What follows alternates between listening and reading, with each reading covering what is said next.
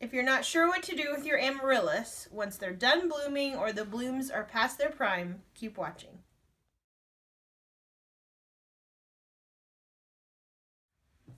Hi everyone, this is Audra with my urban garden, and today I am going to talk to you about what to do with your amaryllis once it's either done blooming or the blooms are past their prime.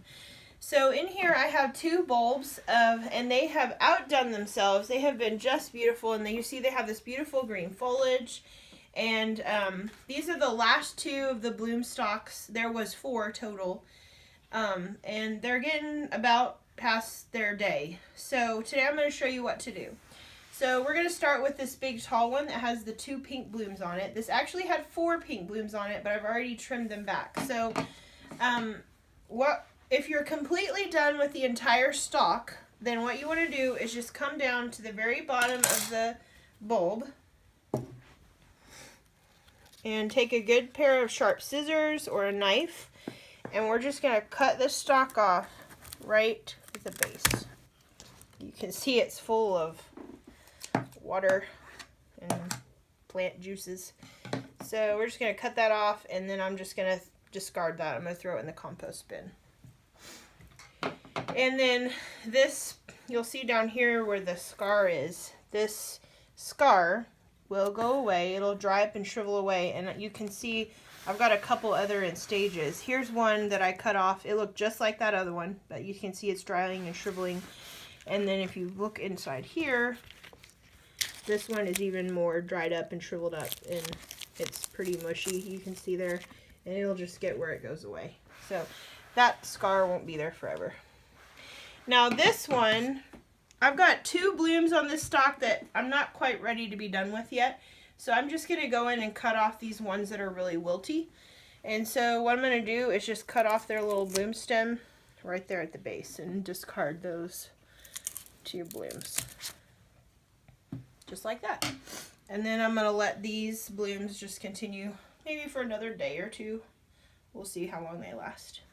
Now also, I have a piece of foliage here that's looking kind of bad, and so I'm going to trim it off also. So I just take my scissors and just trim it off right at the base, and I'll just discard that.